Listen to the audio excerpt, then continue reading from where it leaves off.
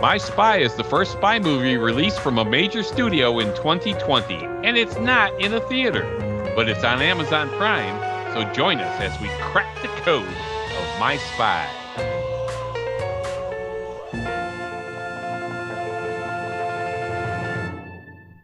Hi, this is Dan Silvestri. And Tom Pizzato. At SpyMovieNavigator.com. Thanks for joining us on our show, Cracking the Code of Spy Movies. Please subscribe to our show and tell your friends about us. And send us a message on Twitter now if you're out there listening, at Spy Navigator. We'd love to hear from you and love to know you're out there. Okay, so we finally have the first spy movie of the calendar year released with My Spy. Yeah! This movie was delayed multiple times. In our article and discussion of the upcoming movies of 2020, My Spy was supposed to be released in January. In reality, it was actually supposed to be released in 2019. They pushed it from January, and then we got COVID-19, and they had to push it again, and they finally decided to release it on Amazon Prime. So we're going to do this podcast as a quick-fire release. What this means is we're going to release it very shortly after the movie releases. It's not likely to be included in the best of the rest category of our website, and we won't go as in-depth as we do on our other podcasts. That's the goal of the quickfire, get it out quickly after the release. That said, this movie is fine. It's not Goldfinger by any stretch of the imagination, but it's a nice story, has a PG-13 rating, and it does deserve that rating. My Spy is a spy comedy about a CIA operative, JJ, who's in charge of a big mission to prevent the terrorists from getting the technology plans and needed materials to build a miniaturized nuke. Starting off in Russia, with the contacts on the Russian side and the other terrorists who have developed the technology, JJ is an undercover agent acting as an international arms dealer, seemingly part of the plan to get the information needed to build the bomb. This terrorist, Hassan, is the one who wants the plutonium. And there's another guy, Azar. So these two guys are the ones who are key here.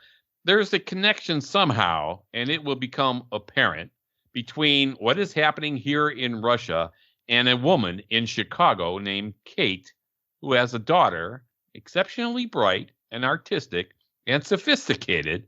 Haha, that's a little joke because her daughter is named Sophie. Now, I get it, sophisticated, Sophie. Philosophy, the word is love of wisdom from the Latin. So that's our little joke on that.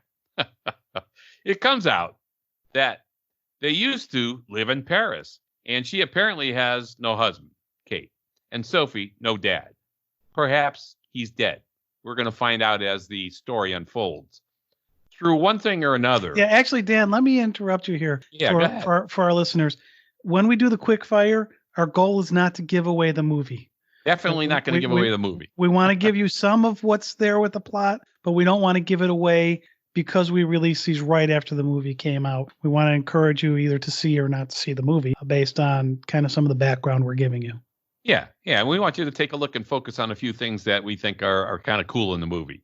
So, again, one way or another, JJ gets assigned along with the CIA technical person, Bobby, a woman, Bobbi, to do surveillance on Kate and Sophie in Chicago.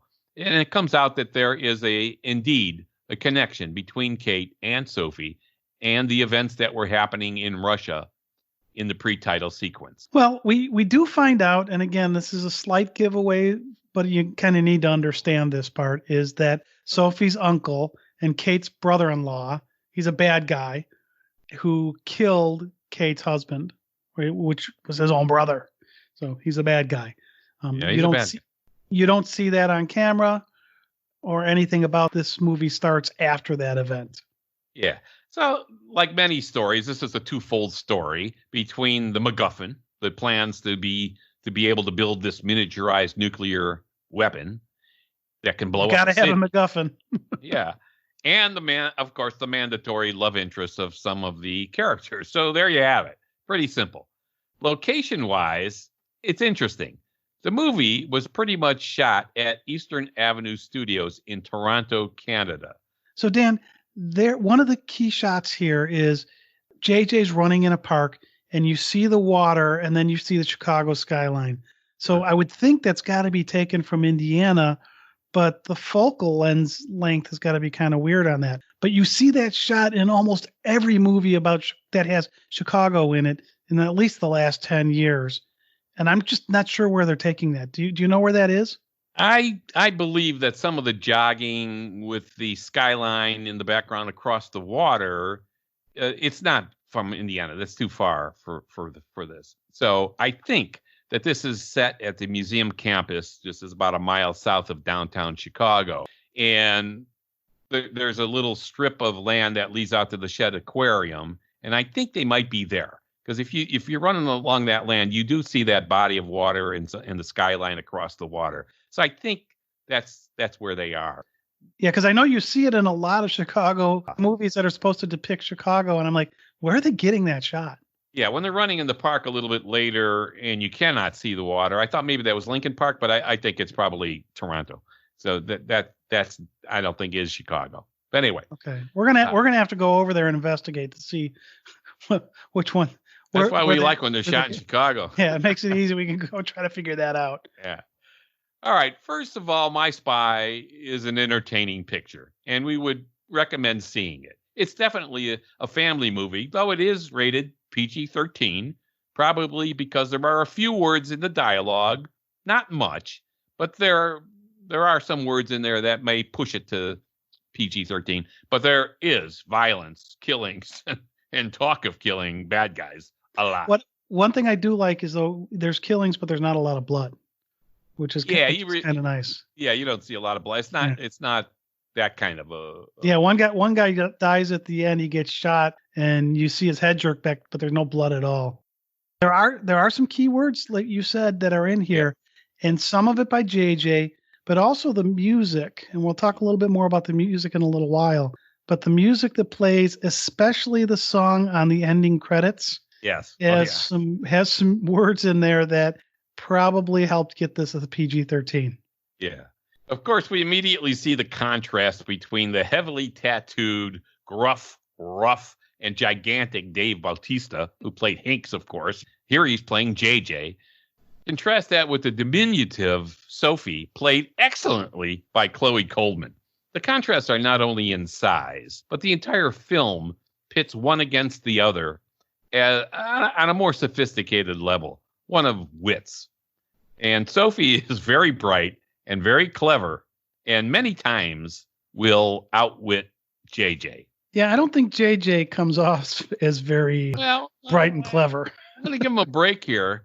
Anyway, that's a fun element that runs throughout the film. And so you mix in a sprinkle or two of unlikely heroes, and you can have a recipe that is entertaining. Yeah, no, I actually think that they make JJ seem a little dumb to me, which does elevate Sophie's, how she comes across from a wit perspective. But then she says something in French, just kind of as an offhanded comment, and JJ responds to her in French, and she's really surprised by that. Yeah. So maybe he's not really stupid. Maybe it's more he's socially awkward, which when we're looking at this from a spy movie, he's the spy, totally opposite from Bond. Well, again, for Sophie, they lived in Paris, in France before, her mom, Kate, and her, and before they moved to Chicago. So she knows French. She knows some French, apparently. But on JJ's part, yeah, okay, he's not an Oxford guy, but That's true. But he's a tough military guy who knows his business. But I don't think he's stupid. I think he has worldly experience, as he explained at one point when he's talking about he's killed bad guys all over the world. But yeah, he's no Bond on polish and finesse and that kind of thing. And the ice skating rink, there's a scene in there when Sophie asks what he sees out there, because he didn't want to ice skate, one reason or another. He goes into a security speech, which is pretty cool. That is so pretty it's good. Like you'll hear that in the movie, and you'll see that in the movie. You think, oh, okay. So he's not stupid. And at one point he says, "The kid is tricky.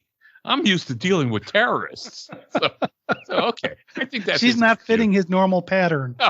So I think that's where he's coming off.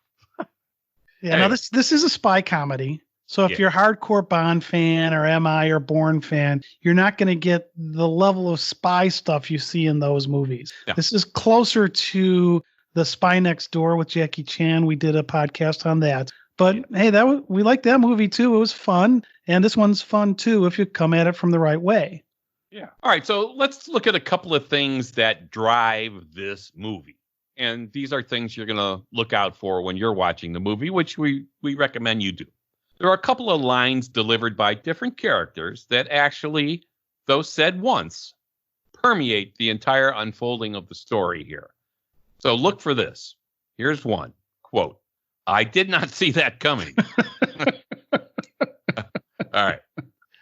So when you hear that, you'll see how that fits in even to stuff that happened before that line was said and stuff that happens after that line is said. And the other line to look out for is, quote, it's scary what some people can keep secret.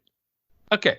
So keep those two things in mind as you're watching the movie, and a lot of things will unfold in your mind as the plot is unfolding and you're watching.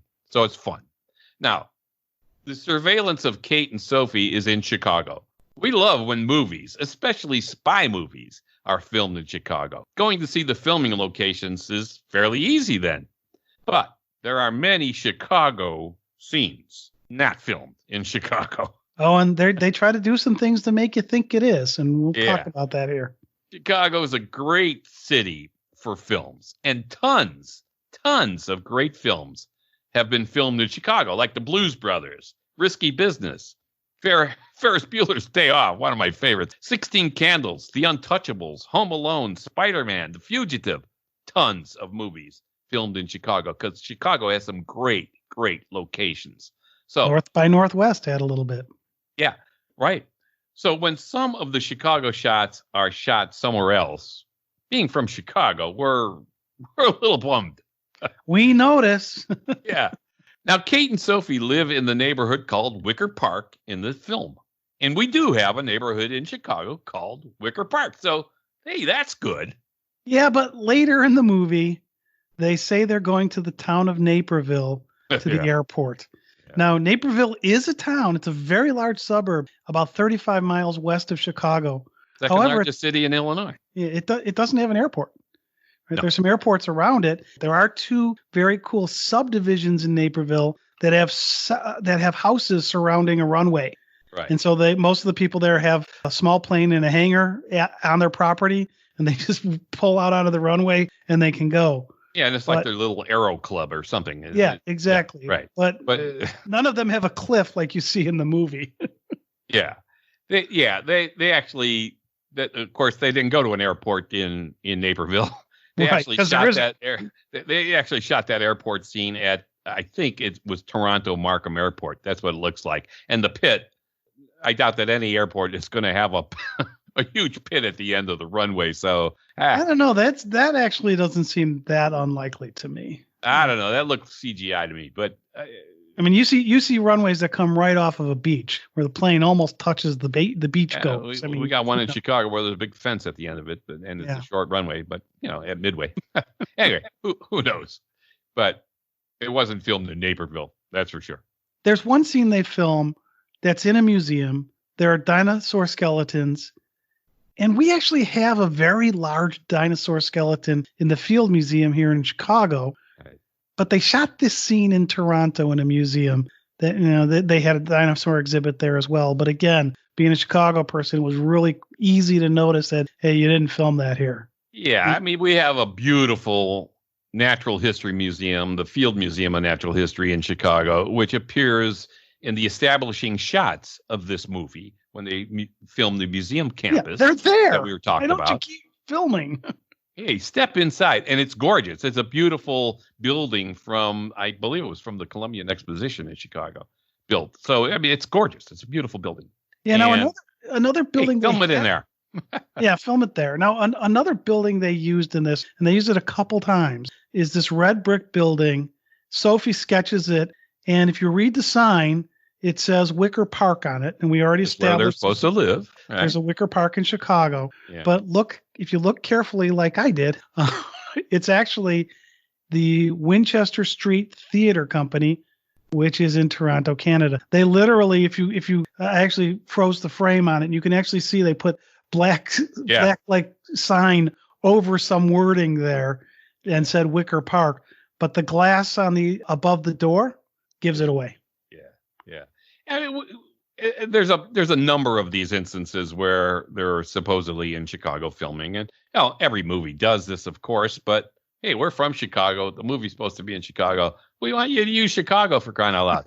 I mean, there's the ice skating rink too that they go to, which we have a beautiful outdoor Millennium Park outdoor ice skating rink in Chicago. But did they use that one? No. It looks like they went to, they were in Toronto, and it looks like they used, I poked around on the internet and I found one that looked exactly like the one they used, Mel Lastman Square Ice Rink in North York, Ontario. So there's the movies. They can do whatever they want. Even the apartment building, I think, and the balcony scenes that you're going to see when you watch the movie, that's the balcony scenes with Sophie, you can find in Toronto. That's where those buildings are.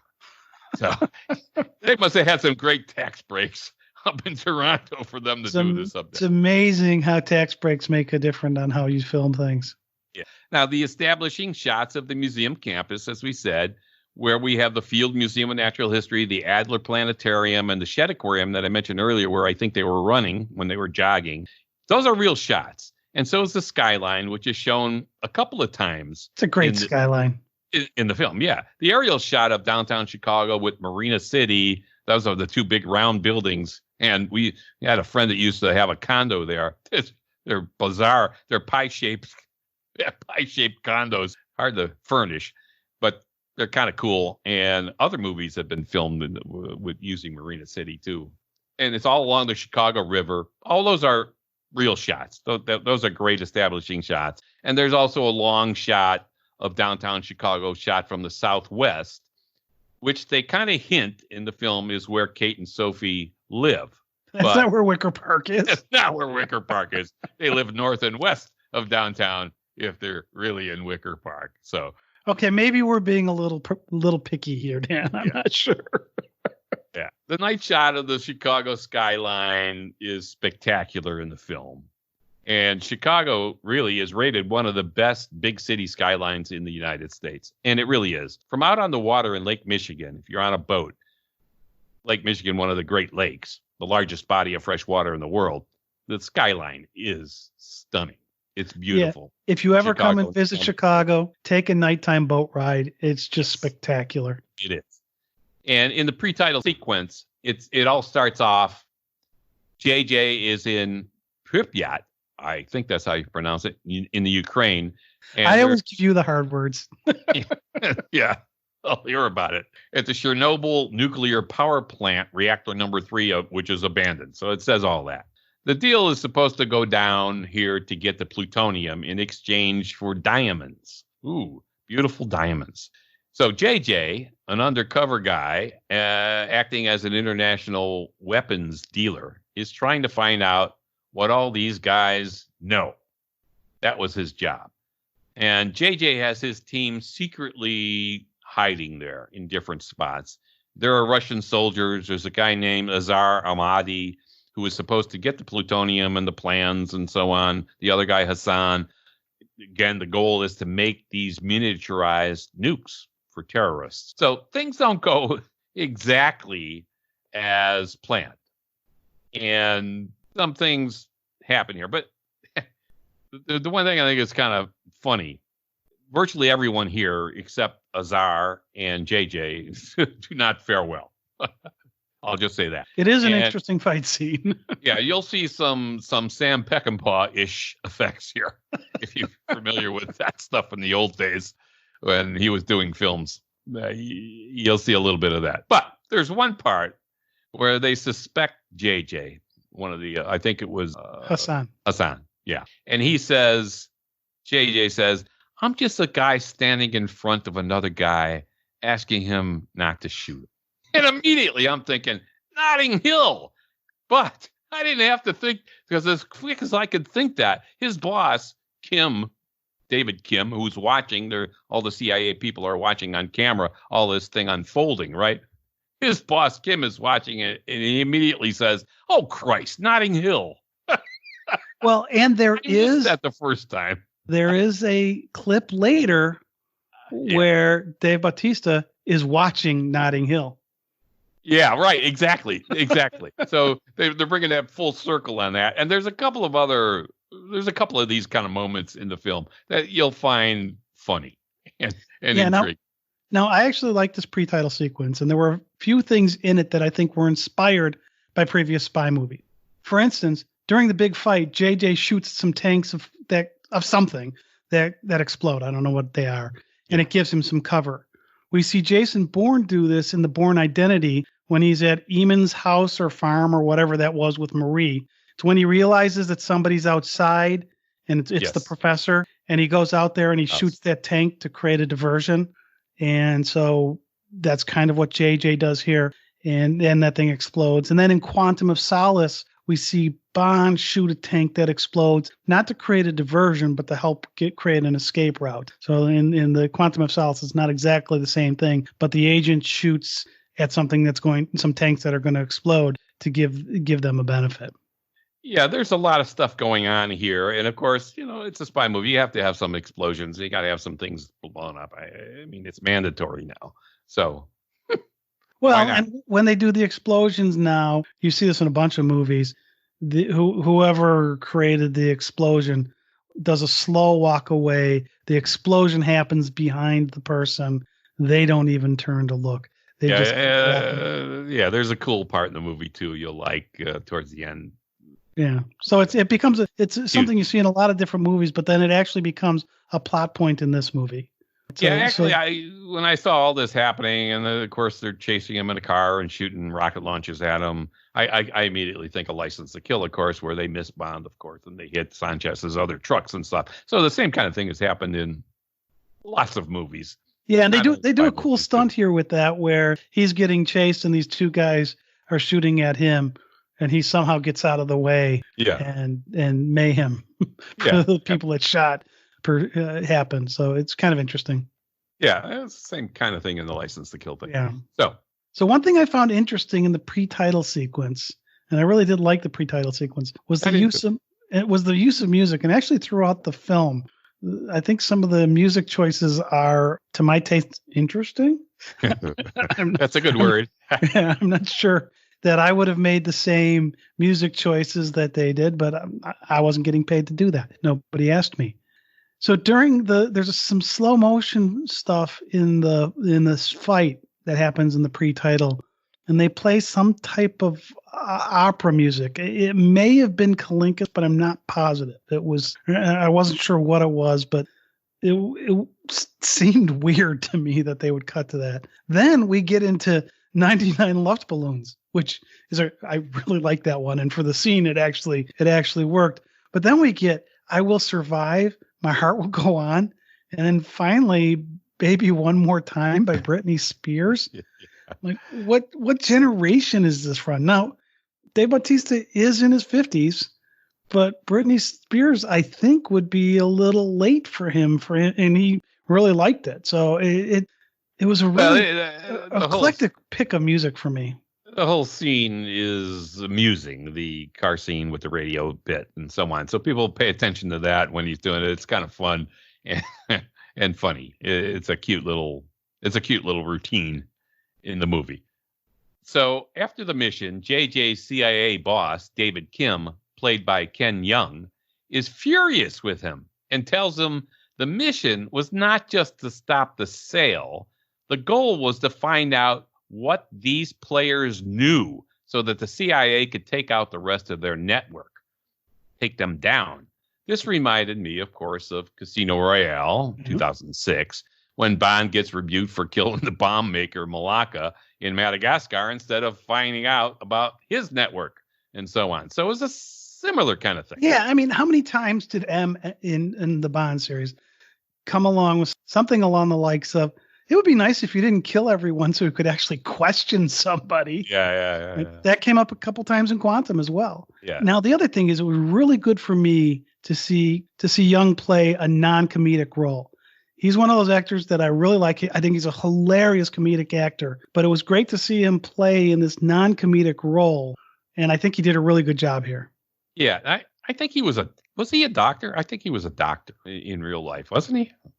I don't know. Yeah. Anyway, for me, I thought he was the one character that I thought was not well cast. And Yeah, I thought he liked him. seemed an odd guy to be running the CIA.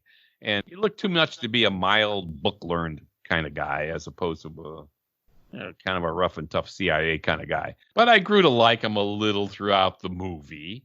And on the killing everybody thing, yeah, we have that little connection with Bond. But JJ is anything but like Bond.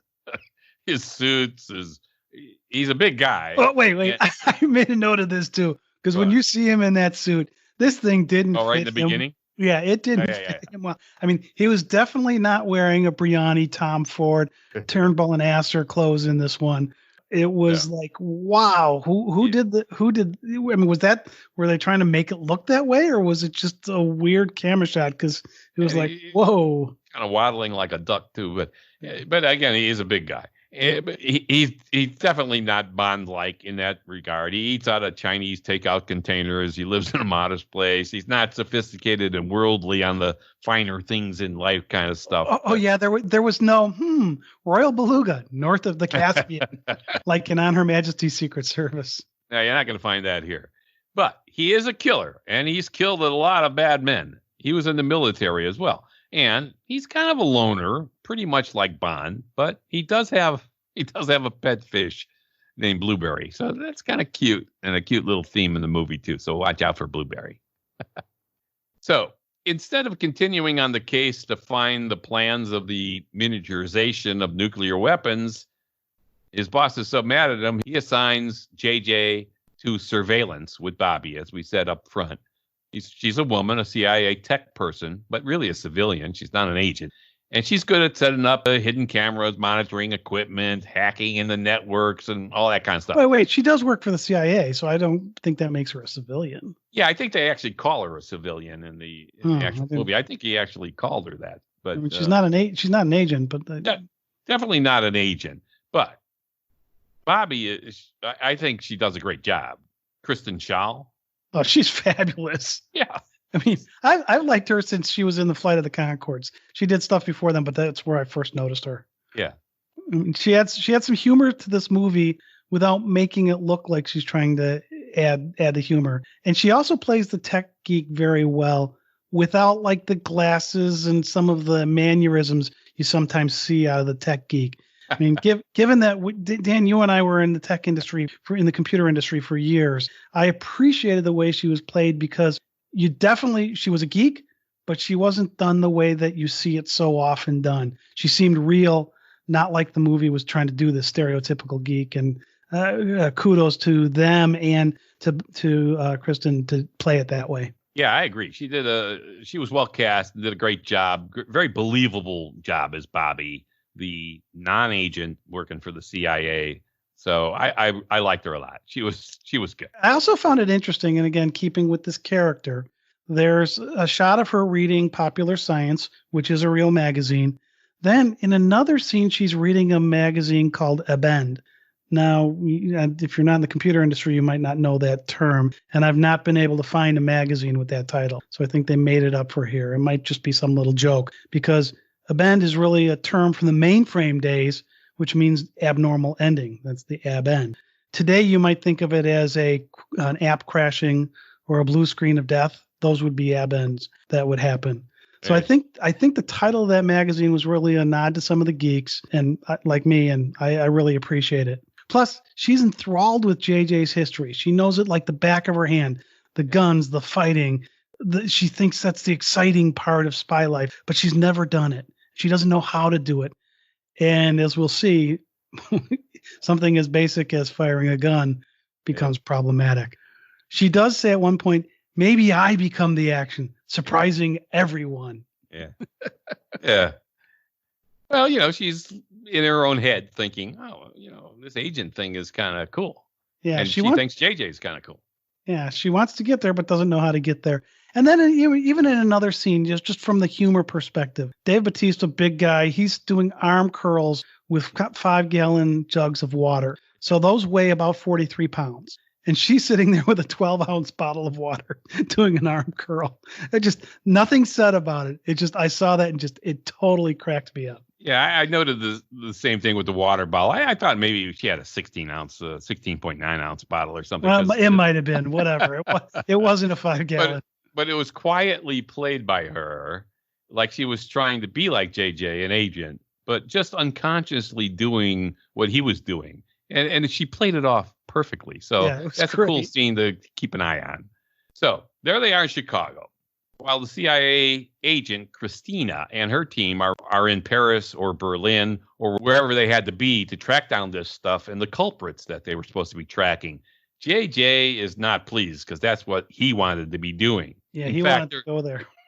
Yeah, there's a subtle reference to how low he is on the totem pole at this moment. When they show a scene of Bobby driving the van, JJ is assigned the passenger seat. I thought that was kind of meaningful.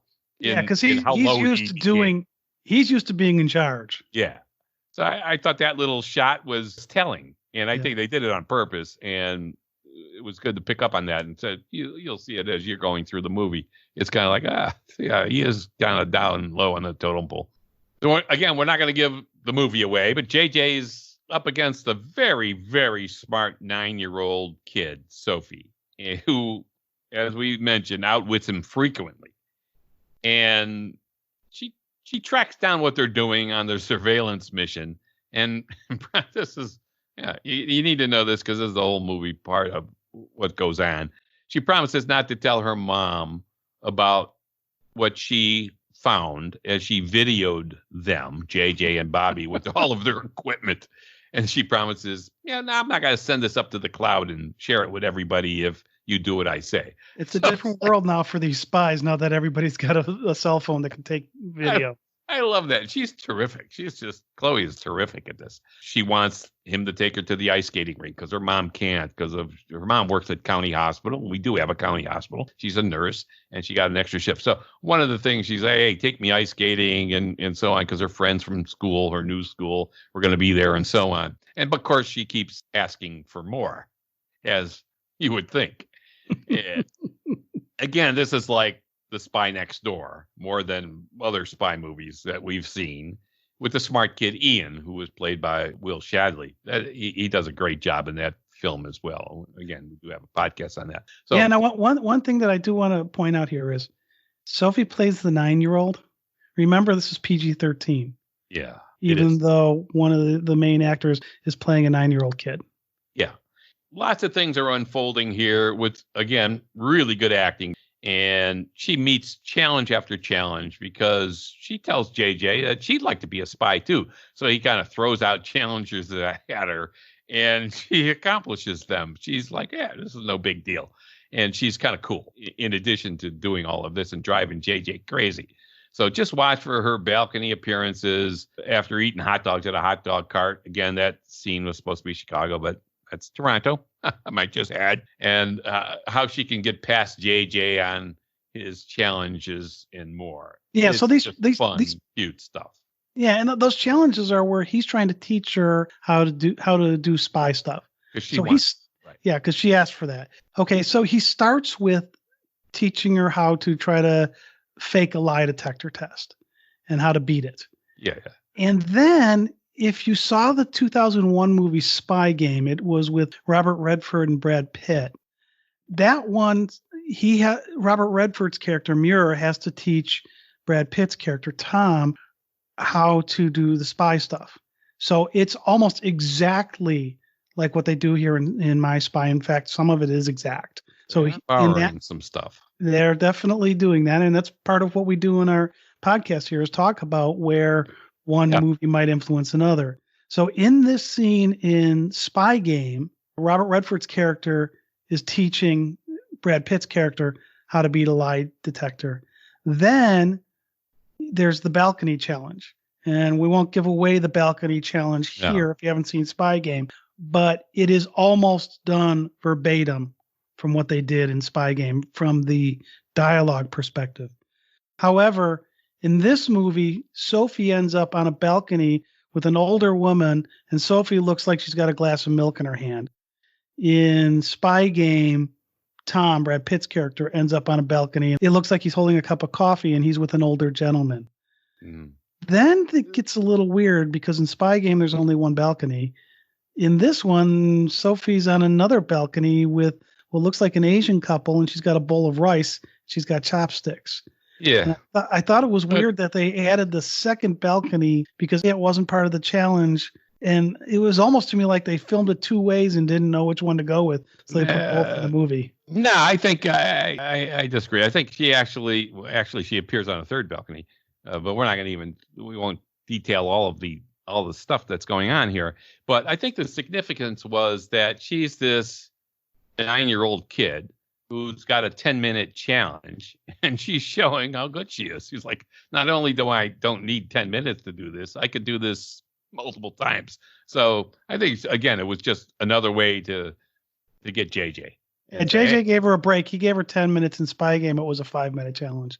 So yeah, right. But yeah, she didn't need 10. So now JJ, he's a tough guy. He looks like a tough guy, right? And he has a job to do. So he does not want to be involved with personal things, with taking care of Sophie or the mom, Kate, and all that kind of stuff. But as you see the story unfolding and how, again, very much like The Spy Next Door, where the kids started off hating Bob Ho, Jackie Chan, but eventually grow to love him, along with their single mom. Here you see the battle of wits and non-involvement slowly moving in a different direction. And so you need to keep an eye on that to see what might possibly happen, how it will end up. We'll leave it for you to watch and see all of that. But there are chase scenes, of course, some explosions and fireworks, of course, and some tender moments. And it's fun to see. And there are a few surprises along the way as well. Yeah, and there's some other references, nods, if you will, to earlier movies. So for those of you who saw E.T. the Extraterrestrial, you may remember there's a scene in there when E.T. is hiding in a closet with all these stuffed toys, and Elliot's mom looks in the closet, and you've got all the stuffed toys, and E.T.'s hiding there. Look for something similar in this movie with Sophie's mom, Kate. As soon as I saw that, I scribbled in my notes, E.T. phone home. Yeah. I actually went and rewatched E.T. last night just because I was like, I got to see that scene again to remember. Is it exactly like I thought it was? And they definitely are doing a tip of the hat at that point to that movie. So then Bobby also mentions a few times about things with different movie references. And one of them, towards the end of the movie, she quips, "Is it just me or does this seem familiar? I mean, the propeller and the fuel tank. It's like all we're missing is the Nazis." Yeah. Now, given what's happening in this scene, this is obviously a reference back to Raiders of the Lost Ark. She doesn't say it, but that's what that reference is for. And then in one scene towards the end, JJ's boss is playing a video of JJ dancing in a scene, and he's dancing with Kate. And when David Kim plays it, it starts out with the title, and Bobby's looking at it, and she says, "This looks like the wedding at the end of Shrek." And she's right. It really does. Yeah. And the video, when Kim plays it, it says, "The Hulk meets Meghan Markle." Now, this is actually a reference to the actress who's playing Sophie's mom. So the Hulk being like the big hulky Dave Bautista. Yeah. But the actress, Paritza Fitzhenley, she played Meghan Markle in the TV movie Harry and Meghan, Royal Romance. So they did a really nice tie back to that. It was subtle. If you didn't know the movie existed, the TV movie existed, you'd be like, whatever. But if you knew about the TV movie, they'd be like, I get it. Yeah, I think the fun thing here is that they're blatantly doing it and blatantly telling you they're doing it many times in the movie, unlike Charlie's Angels, where they just did it. And, we found out, of course, in our podcast on Charlie's Angels. You could listen to that too, what we thought of that. But here they're actually taking these concepts almost word for word in some cases from other movies, but they're telling you they did it. Like, wow, Notting Hill. Whoa, this, that. Yeah, exactly. Or boy, all we're missing is the Nazis. That's all but saying, oh, this feels like Raiders of the Lost Ark. To me, that was clever, and it added a different dimension to the movie as opposed to just like, okay, they took that from Raiders, or it's like they're telling you right in your face, hey, Yeah, now they didn't tell you about the one with Spygate, but I guess Right. they can't tell you all of them. Yeah, But it was funny. I like that part. There's also a bit of a reversal from a scene from The Bourne Identity. In that movie, Bourne is driving Marie's old beat-up Cooper. Yeah. And they're being chased by the police with the cars and the motorcycles. You remember he goes down the stairs at that long stairway in the Cooper. In My Spy, JJ and Kate chase Victor Marquez. He's driving a Jaguar F-Type. Real nice, fast coupe. They're in a Fiat 500. Right? Similar type of thing. This car that should not be doing this chase. There's no way that he should be able to keep up with this Jaguar. They did have a little help from traffic. But I just love the use of the pedestrian car in both of these movies. It's like this car shouldn't be doing this, and yet they're out there trying to do it. And I just totally loved it. Yeah, and the chase, of course, Victor Marquez is trying to get to the Naperville airport from their apartment in Wicker Park. Yeah, from the apartment in Wicker Park. Well, it's called a different. It's Callahan Field, I think the sign. Yeah, says that's what they called it. Yeah. But Naperville, like Tom said, it's about 30, 35 miles away from that area where they're located, and they're there in just minutes. It's amazing. It's movie magic. Or maybe they filmed it during the coronavirus pandemic when there was nobody on the streets. You can pretty much get there in a few minutes. Yeah, they also did a lot of quips.